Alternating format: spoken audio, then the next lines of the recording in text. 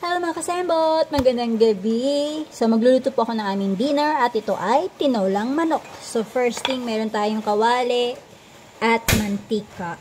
So magigisa po tayo ng ating luya and then ang ating sibuyas.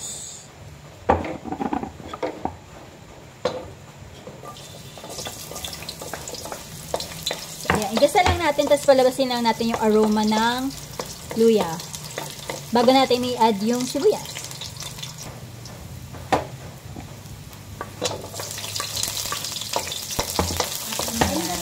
Gisa lang natin. So, once lumabas na yung aroma ng sibuyas, talagyan na natin ang ating chicken. Charan! Once nagisa nyo na po yung chicken at nag-change na siya ng color, mag-add tayo ng ating water. So, ayan, mga 5 minutes na po yung kumukulo. Ilalagay na po natin yung ating gulay. Ayan lang natin.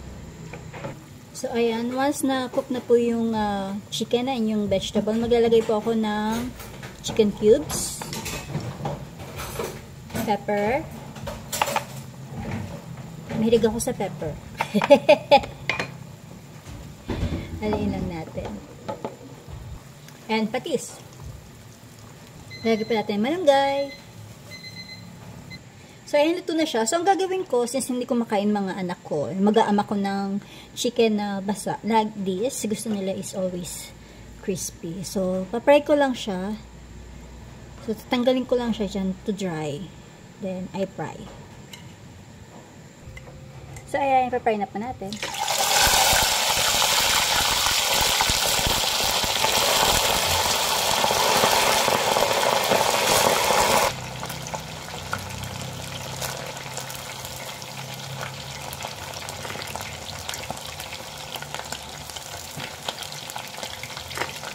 Ayan, mabilis lang yan maluto. Pag nag-golden brown, just like this, pwede nyo na po yan hanguin. Kasi luto naman yan. So, this is my version of tinolang manok.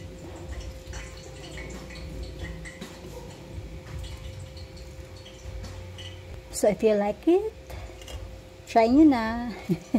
And don't forget to like and subscribe to my channel. Thank you for watching. Bye!